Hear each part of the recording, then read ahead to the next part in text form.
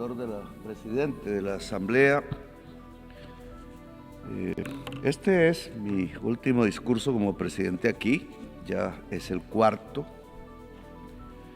En el primero anuncié a la Asamblea que era muy posible que estallara un conflicto al lado de Ucrania en Palestina. Pedí que se hiciera una conferencia de paz.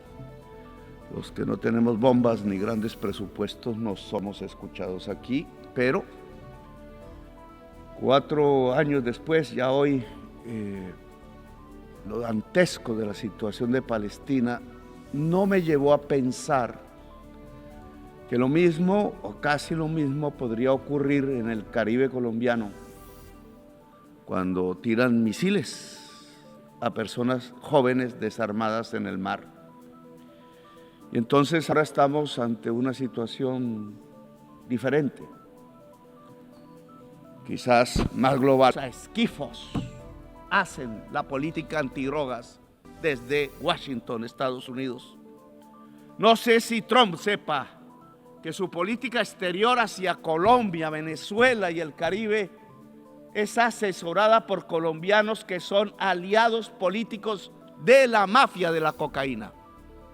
Yo mismo denuncié con nombre propio a estos políticos del paramilitarismo narcotraficante, con nombre propio por una década en el Congreso de la República siendo senador, y me quisieron matar muchas veces por ello, y quisieran que no fuera presidente y me callara y me silenciara, y ahora quieren que no continúe un nuevo gobierno progresista, y por eso me desertifican casi que personalmente y calumnian a Colombia. En Colombia se ha incautado la más alta cantidad de cocaína de toda la historia del mundo y lo hizo este gobierno y me desertifican. En Colombia hemos logrado detener el crecimiento de la tasa de crecimiento de los cultivos de hoja de coca, que venía de 43% anual en el gobierno de Duque y lo he bajado en este año a 3%, y no desertificaron a Duque, que tenía un financiador narcotraficante en su campaña, y sí a Petro, porque dice cosas y verdades.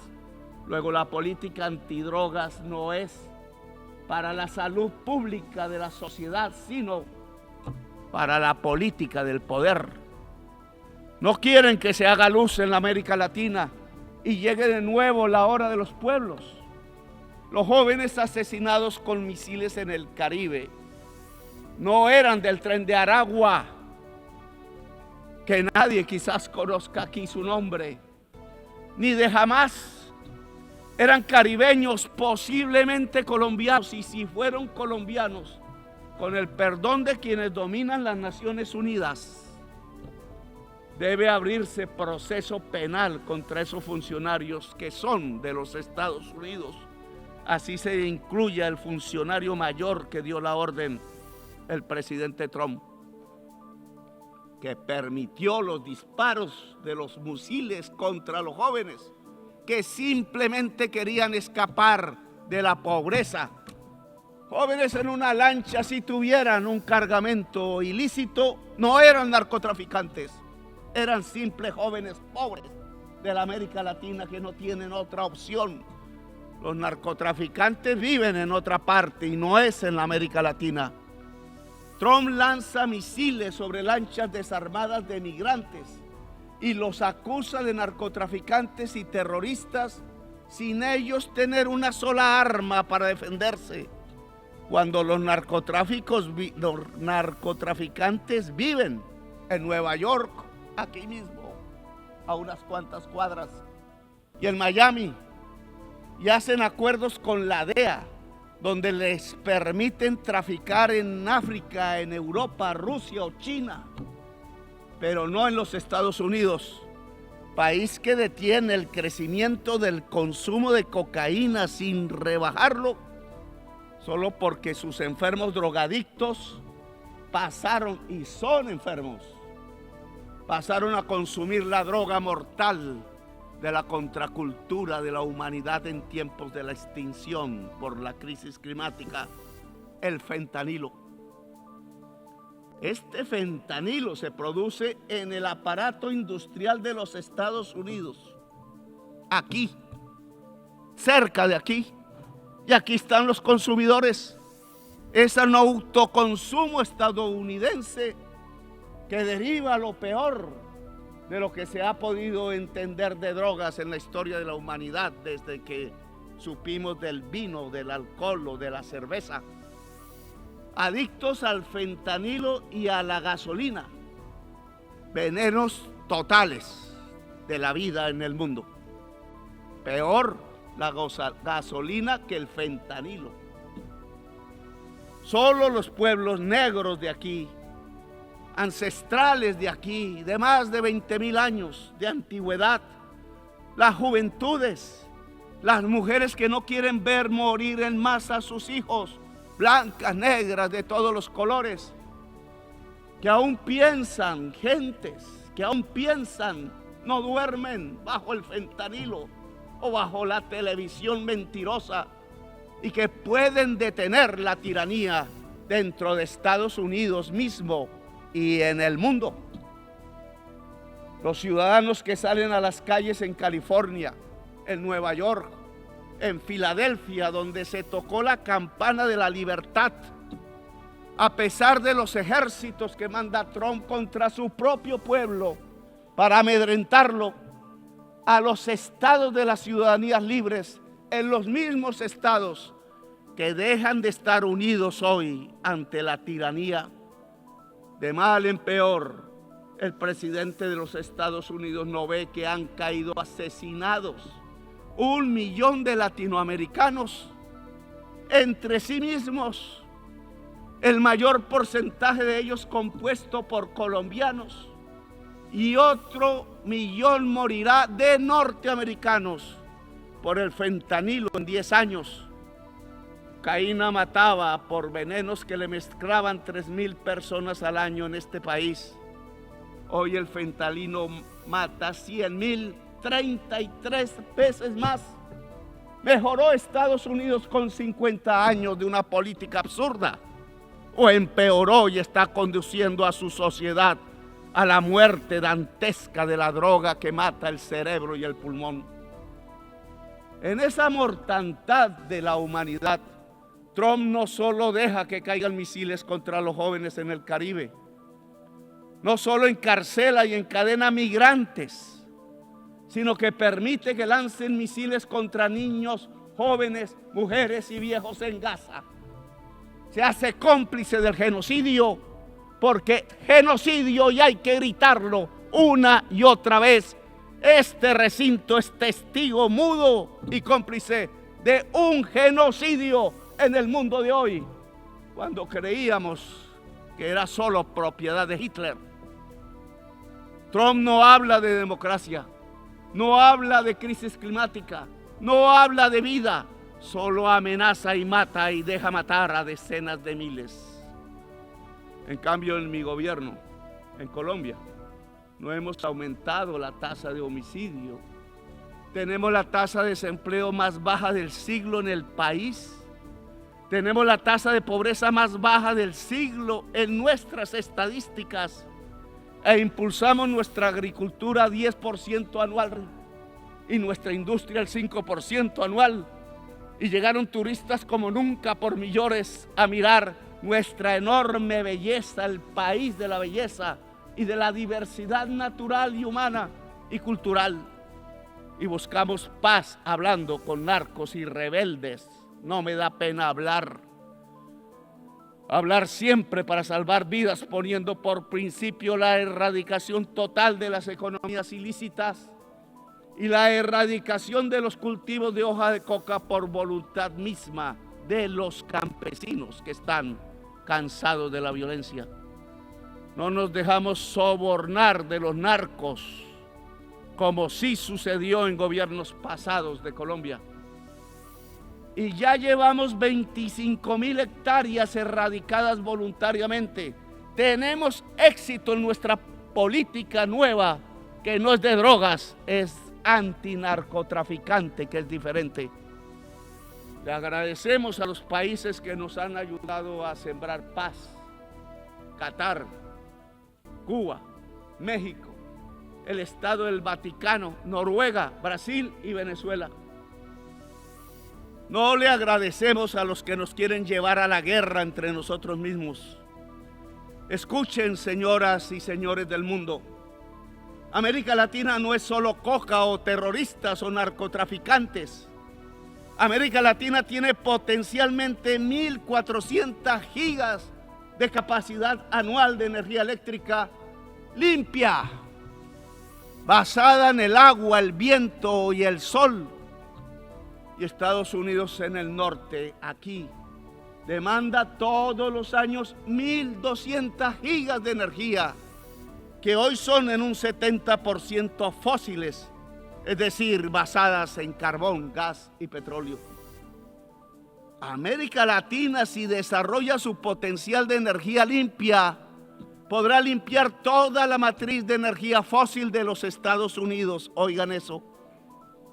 Solo falta el dinero y se produciría el mayor aporte a la superación de la crisis climática, hoy casi sin pasos adelante.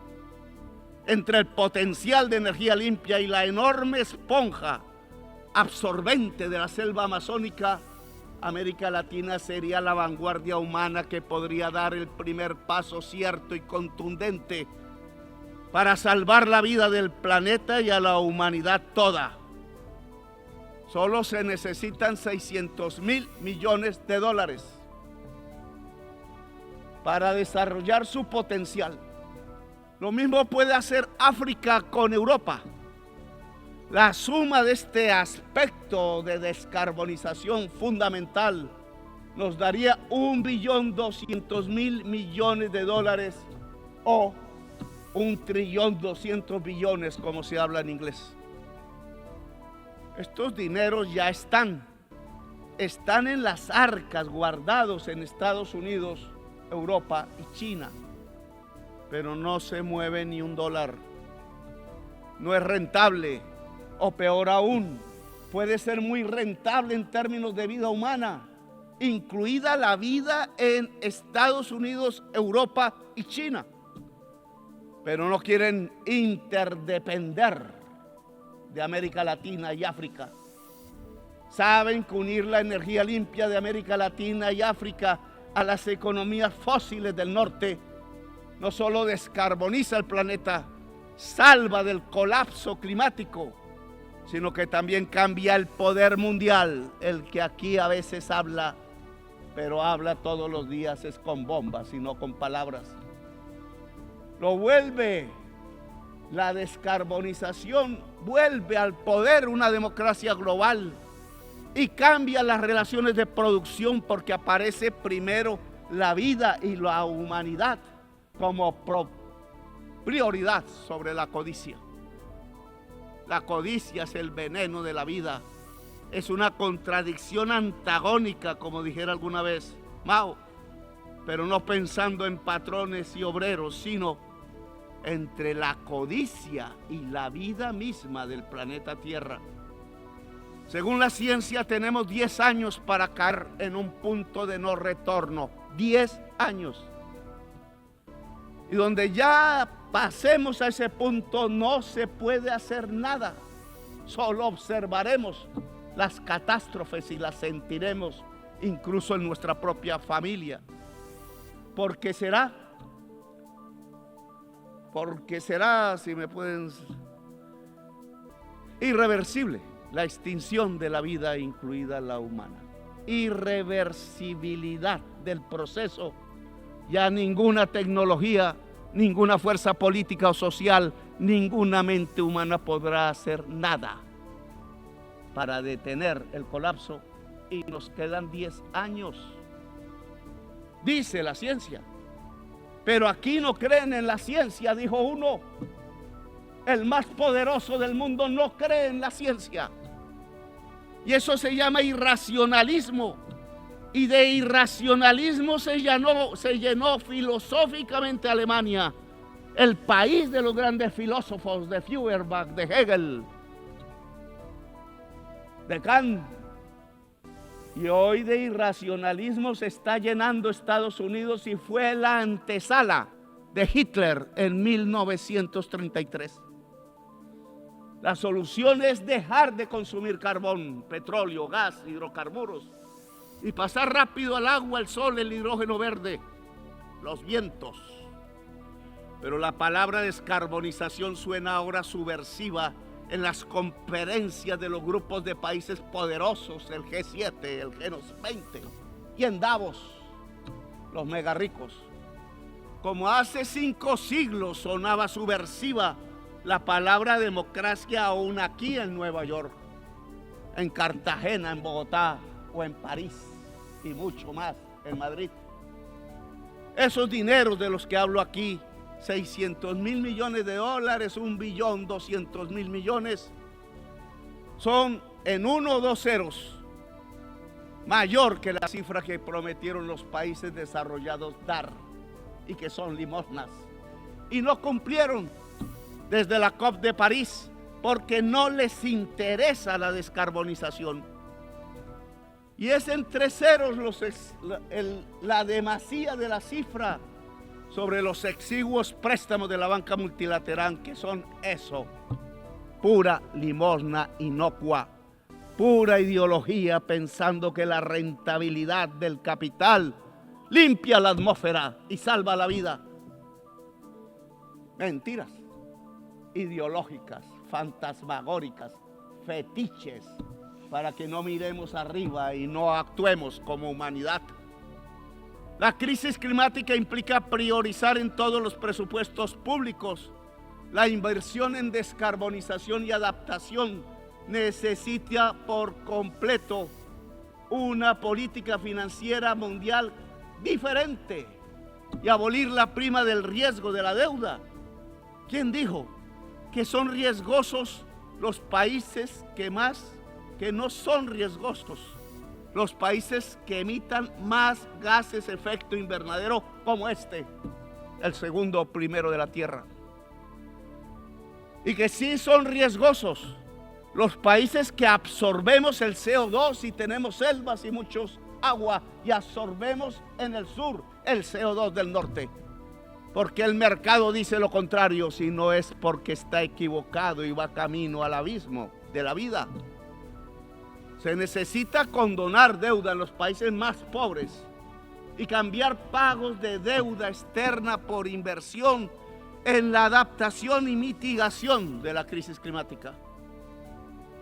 Sí, señores de la China y Alemania y Estados Unidos y Wall Street y París y la Bolsa de Londres. Si ustedes quieren recoger los intereses de la deuda externa en nuestros países, encontrarán cementerios y muertos, y cuando vayan a recogerlo ustedes también serán cementerio y muertos. No sirve ese dinero en medio de los cadáveres. He aquí otra palabra subversiva: planificar. Plan global. Pidió la palabra por el mercado. No se necesitaba planificar, dijeron, cuando planificar es de los seres humanos. Es anatema, tanta creencia religiosa y falsa se desató sobre el mercado. Creencia fundamentalista, pensando que llevaba el mercado a la felicidad. Dijo Walras, el suizo, economista, y el abismo, lo que lleva el mercado es no a la felicidad, sino a la muerte y el abismo, como ya lo vemos hoy. Walras estaba equivocado, el neoliberalismo estaba equivocado desde que hoy llevamos 50 años guiando a nuestros países bajo fórmulas completamente erráticas y científicas, y no las cambiamos. El plan debe ser vinculante a los estados nacionales, realizado en una democracia global, supervisado en su cumplimiento por el Consejo de Seguridad sin veto. Pues sepámoslo, el mercado no soluciona la crisis climática, sepámoslo de una vez. porque él mismo la produjo. Fue el capital, que es una relación humana desigual entre quien es el dueño de la máquina hambrienta de carbón y petróleo y el asalariado trabajador, hombre o mujer, que tiene que producir cada vez más cosas para que el patrón venda esas cosas hechas con la máquina del patrón, que necesita cada vez más petróleo, lo que produjo la crisis climática. Hacer más, vender más, ganar más, más y usar cada vez más entonces carbón, petróleo hasta nuestros días, pero no hasta la eternidad, porque ha llegado el petróleo y el carbón hasta su final, que quizás es el final del capital. Si no es del capital, será de la humanidad y de la vida entonces. El dueño del capital es un ser humano de poder y no es una cosa, no es un fetiche. Ese ser humano con su codicia, con su esclavitud total a la codicia, es el que buscará que aquí se apruebe, que se busque cada vez más petróleo, que en cada país se busque cada vez más petróleo, no importa el envenenamiento de la atmósfera con CO2, que es el envenenamiento de la vida toda del planeta. Taladrar, taladrar y taladrar, dicen sin piedad. Así que capital o vida, amigos y amigas, o codicia o vida, o barbarie o democracia local y global, o libertad o muerte, como decía Bolívar y enarbolaba esta su bandera roja, negra y también blanca. Libertad rojo, muerte negro, blanco paz posible. Es una revolución mundial de los pueblos lo que se necesita para superar positivamente la crisis climática y no dejarla llegar de crisis a colapso global. Es una revolución de los pueblos unidos, de las civilizaciones que tienen que dialogar más que los estados mismos. Es una revolución de la humanidad para seguir viva en el planeta y libre, quizás aliada a algunos gobiernos que quieran defender la vida. Hoy Naciones Unidas ve su crisis y la necesidad de su transformación. Aquí se reúnen estados-nación que ya no tienen poder, que por mucho que voten no se les hace caso, porque el Estado-nación ha llegado también a su decadencia y quizás final. Se inventó alguna vez hace unos siglos y ya no da más. Y ya no da más porque el mismo capital se volvió global, no estatal. El socialismo de Stalin debió de volverse global y no estatal, pero Stalin no tenía las entendederas para ello y creyó más en la tribu y condenó en Yalta una revolución mundial en España, en Italia, en Grecia y quizás hubiera sido América Latina y otros. La humanidad es el nuevo sujeto político que aparece, no el Estado-nación. Y por tanto, Naciones Unidas se tiene que volver y transformar en una humanidad unida, aunque diversa. Está apareciendo un nuevo sujeto político en la historia humana y es importante y me parece espectacular. Y es que superamos la idea del Estado-nación para convertirnos en humanidad. Pero esa humanidad, para que esté unida y sea única en la acción, tiene que tener democracia en todo el mundo. Tiene que tener diálogo permanente en medio de la diversidad. Es la diferencia lo que nos impulsa la posibilidad de una coordinación eficaz de la acción a escala mundial. Humanidad que dialoga, sí. Humanidad civil, sí. Humanidad profundamente democrática, sí. Ojalá una humanidad de personas libres, que es su definición, su sinónimo. porque no puede haber humanidad esclava. La humanidad esclava no es humanidad, es bestia. Es bestia el que esclaviza, pone cadenas a migrantes, lanza misiles sobre jóvenes, acribilla con misiles niños y niñas en un poblado muy cerca donde nació Jesús. Esto ya no se resuelve con estados que hablan y no se resuelve con gobernantes sobornados por el petróleo y dispuestos a lanzar misiles a los pueblos del sur. Un nuevo sujeto político entonces aparece, la humanidad unida y diversa en sus culturas. Mientras el colapso se acerca y mientras las sociedades viejas y blancas de Europa y Estados Unidos siguen aplaudiendo a sus nuevos Hitlers de moda, no escuchan ni a sus jóvenes, ni a sus niños, ni a la humanidad, ni a las estrellas, ni a sus abuelos que murieron como héroes en los campos de Europa luchando de verdad contra Hitler y su idea criminal de una raza superior. Hoy hacen lo mismo que Hitler.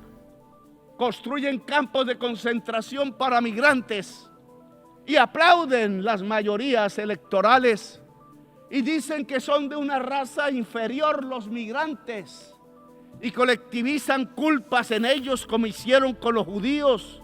Llaman terroristas e inferiores y ladrones, narcotraficantes todos, dicen.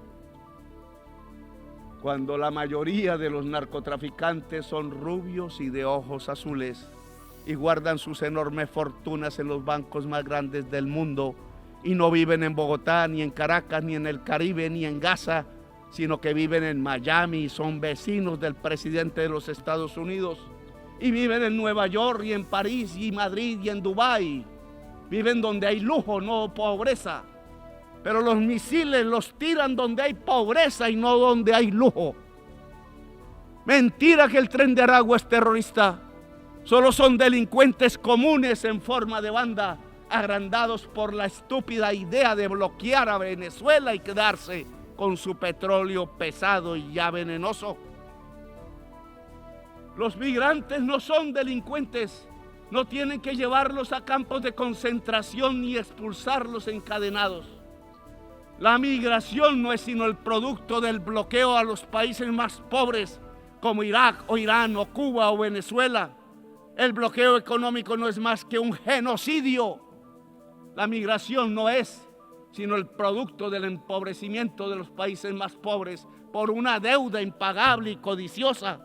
La migración no es más sino la consecuencia de las guerras y las invasiones por el petróleo desatadas por Estados Unidos y la Europa de la OTAN.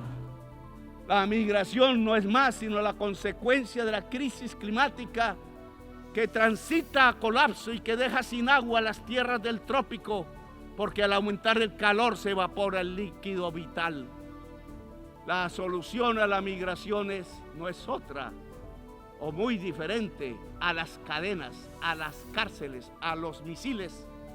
No hay raza superior, señores. No hay pueblo elegido de Dios. No lo es ni Estados Unidos ni Israel. Ignorantes fundamentalistas de extrema derecha piensan así. El pueblo elegido de Dios es la humanidad toda. Usan la migración como excusa para no hacer nada contra la crisis climática que barre cada día con la vida. Migración para ganar votos de blancos y viejos y viejas, pero para desde el poder ocultar que hay que acabar con el consumo del carbón y del petróleo y lo incentivan para taladrar y taladrar y taladrar. La ONU tiene que cambiar ya, una ONU diferente, humana. Debe antes que nada detener el genocidio de Gaza. La humanidad no puede permitir ni un día más de genocidio, ni a los genocidas de Netanyahu ni sus aliados en Estados Unidos e Europa, dejarlos libres.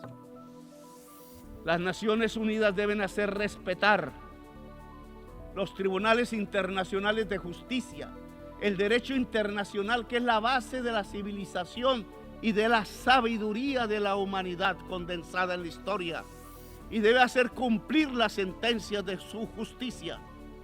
La diplomacia ya acabó su papel, señores, en el caso de Gaza. No pudo solucionarlo.